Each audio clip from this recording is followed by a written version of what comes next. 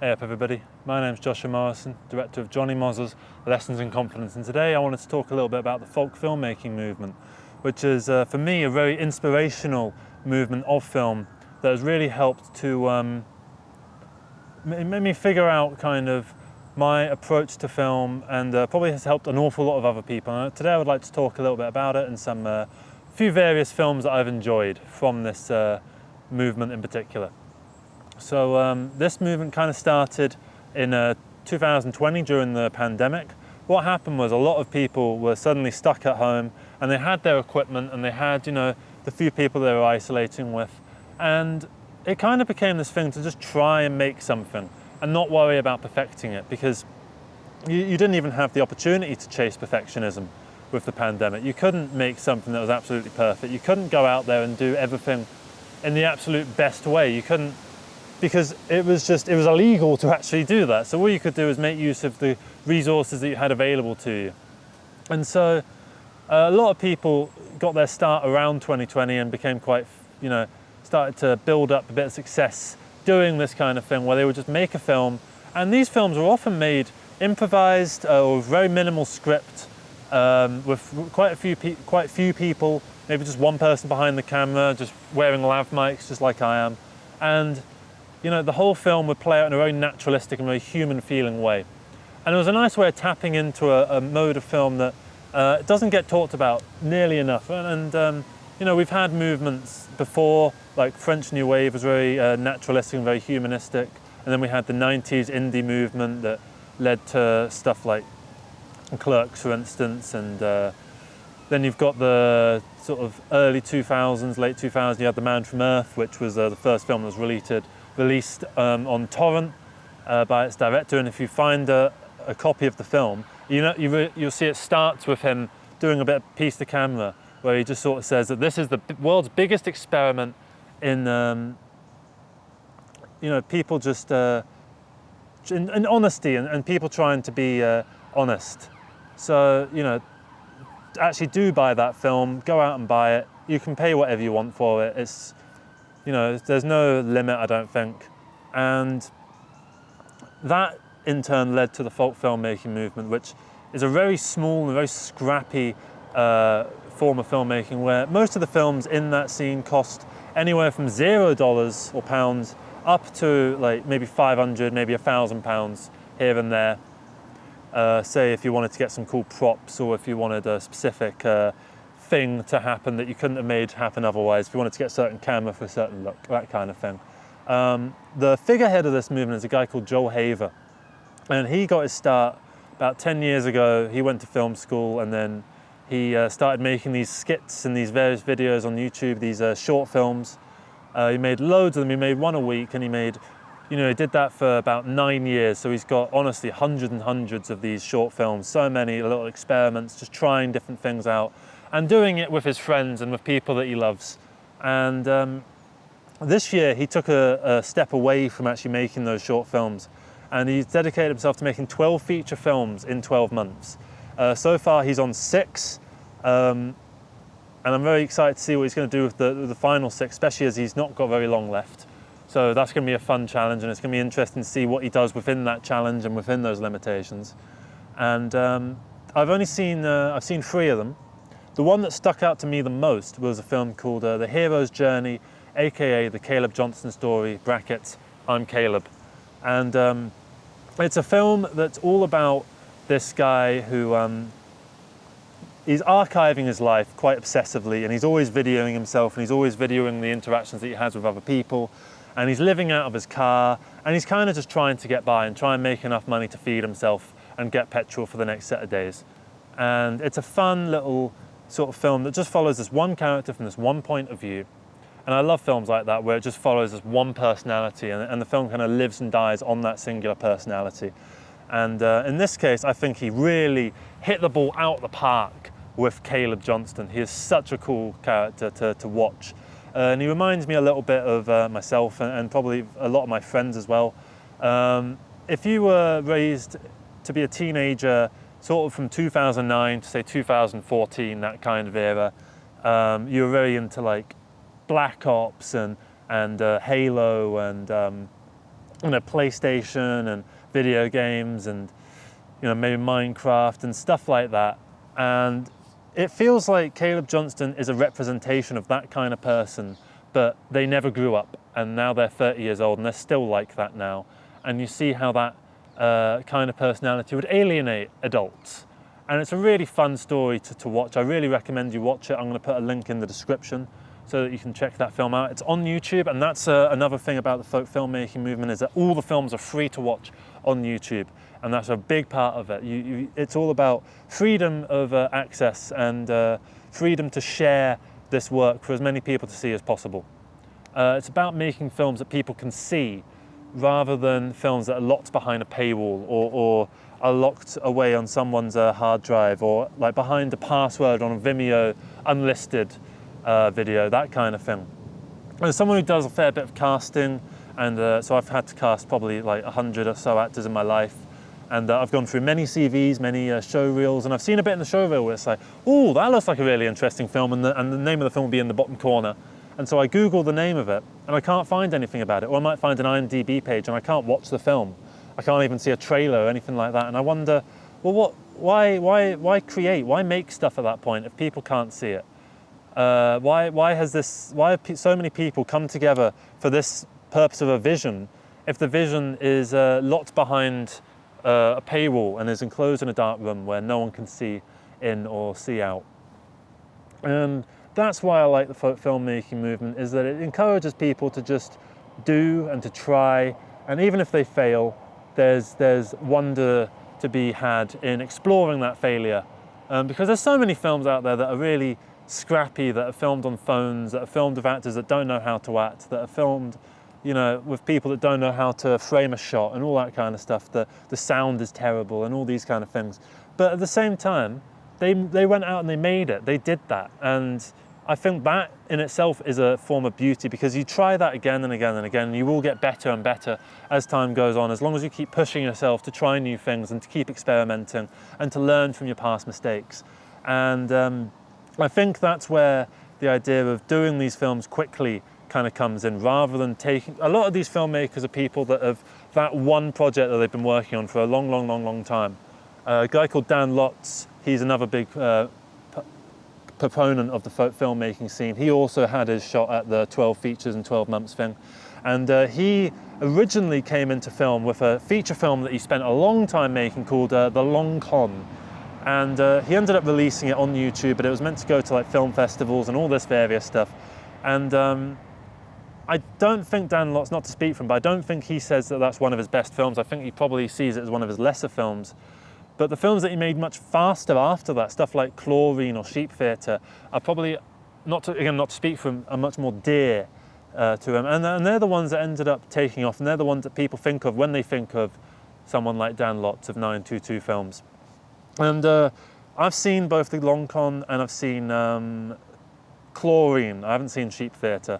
And yeah, Chlorine is a much better film than The Long Con. Even though The Long Con has better movement of the camera, it has slightly better sound in places, and it feels more well put together. But all that extra effort, I don't think resulted in a film that had a naturally better story and a better emotional resonance than Chlorine, which was something that was made in a much more scrappy, kind of fast way. And that's why I'm making this film, Johnny Moz's Lessons in Confidence, because it is an experiment into trying things, bringing the fun back into filmmaking. I've done films where I've gotten the big set together and I've gotten everything together, and it feels like you start to take the fun out of it when you start to take it so seriously that you live and die by this singular project. And the stakes get raised, and it means that you're over analyzing all the failures that can kind of come from it, and like, what happens if this doesn't take off? You've spent all this time and it's not going to take off. And I know I haven't finished Sheffield Psychedelic, but I think that Sheffield Psychedelic is going to be my Long Con.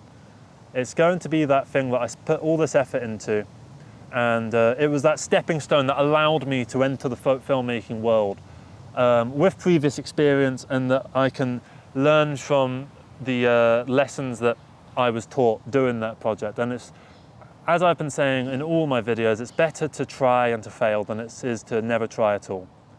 And so I want to recommend a couple other films from Joel Haver in particular. the text, which is part of his Oscars, filming a film during the Oscars, which I think is so cool. It's such like punk filmmaking to me.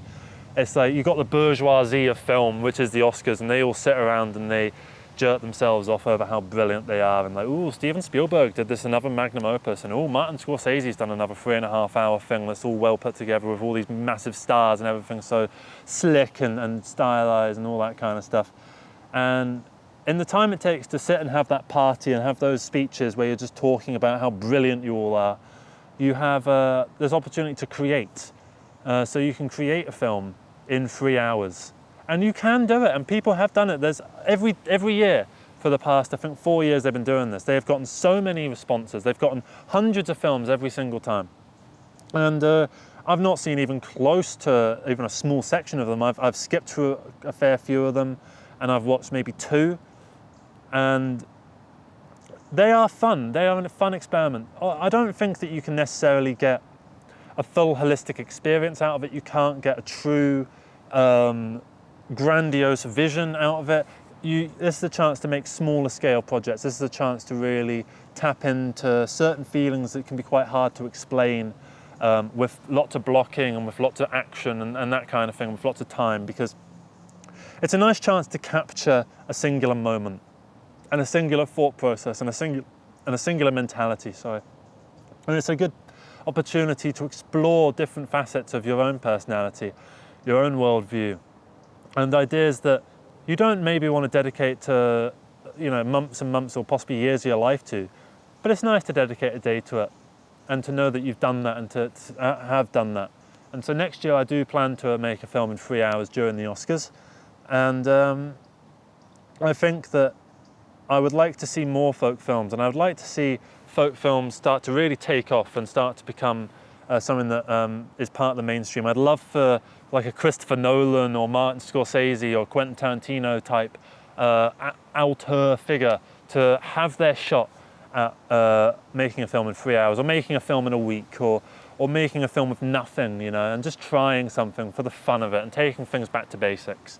Because when you follow a band and they've started getting really into their big experiments, and then they do that one album where they just maybe it's a self-titled and they use it as just a chance to just strip everything back and go back to their roots. It's a nice chance to go back to your roots and try approaching that with the hindsight that you have developed from your various journeys, because you will have a different journey to another viewer of this video from another viewer, and it's such a nice way of expressing yourself, and that's what it's all about, really. That's why people make and create, and it's so that they can express themselves in various ways. That's why people make content, is so that they can express themselves. Even if the first primary goal of them is to make money, if they're one of those that is just trying to make money, they would still like to express themselves, and they still try, and even if they're trying just a little bit or not enough. And so I think I would like to close this video off just by saying I love the passion that's coming from this community, and I love the way that people are coming together to try something new that the filmmakers of the past would sneer at and look at like that's a lesson in failure. Like when I went to media college, these are the kind of things that my teachers would have said, no, you can't do that, you can't do that, you can't do that, it has to be done this way or this way and this way. And I don't think it necessarily does. And as long as you're breaking the rules for a reason, and you know why you're breaking the rules, and you've got a good vision of what you want to make, then doing things quickly can actually be better, because it means that you have more of an opportunity to get that singular moment down, rather than trying to sustain that vision for a long period of time, which you can't necessarily do, because your vision will change over time. If you make a film over the course of a year, you're inevitably going to see the film differently a year from now compared to when you first started. It's just the way that the dice is rolled, because that's the way that people go through life. They change, and things happen to them that change their worldview and their perspective on things. And if you're not doing that, then you're not. That's something you need to start doing, because if you are just stuck in that singular vision and that singular moment, then you're not growing as a person, and you need to always be growing as a person, and that's very important to do. And I think to sort of round this video off, go watch the Caleb Johnson story. It's very scrappy to look at first, and you might think, oh, it's a bit, you know, amateur looking, but give it some time and you'll really get sucked into that world. It's such a fun world with various characters. I'm not going to talk much more about it because he's someone that likes to, I think you should go into it with very little knowledge about the film. And Joel Haver is someone who doesn't like making trailers. He doesn't like spoiling films before they're released. I'm kind of the opposite. I don't really mind spoiling stuff. I don't really get bothered by spoilers particularly. Unless it's like you're about to sit down and watch a film and then someone says, there's a twist here, and then that twist is on your mind. But if someone told you there was a twist a few weeks ago, that's not a problem to me. So I'm a bit more spoilerific in that kind of way. I don't really mind spoilers. And so when the film comes out, it's not about the end goal. It's not about where the story leads. It's about the journey and you know, the little steps that you take along the way to get to that end goal and that end point. So life is about the journey, not about the destination, as they always say. And yeah, that's kind of what I wanted to discuss. I wanted to discuss the filmmaking movement and Joel Haver in particular because he's a big inspiration of mine. He's someone that has really, I mean, in fact, I would sort of owe a lot of this channel to him and the way that he kind of does video. He's not about perfecting everything. He's not about getting everything done to a T and embracing the little imperfections. Before I would have done everything in my power to ensure that there weren't any perfections, there weren't any imperfections. And now I'm much more happy to allow those things to take root and to, you know, be part of the experience, because they are there. And if you're not, and if that little part, you know, if the camera jiggles and you go, oh, the camera jiggled, and you sort of think, oh, I'm not really into this anymore, then you probably weren't too into it to begin with. You weren't really enjoying it anyway. And if that didn't take you out of it, something else would have, that, you know, would have been part of the singular perfected vision.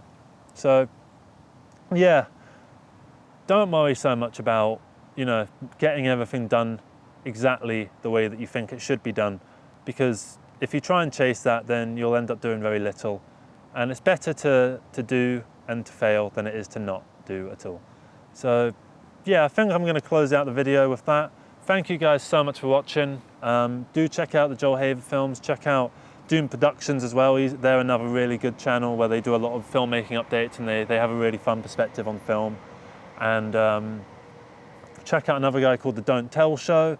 He's been doing films since the late 90s, where and he always seems like he's having so much fun with it. If you see his old films, it really feels like, you know, teenagers that were going out and enjoying themselves making this. It felt like they had fun, and that's nice to see. And he's still going out and having fun now. Check out my friend John Henry Westhead. He's got a film coming out soon called Steve the Stammer's Missing Painting. Really, really fun film about this painter who's a bit of an insular type character, and about the journey of one of his paintings and where that painting goes.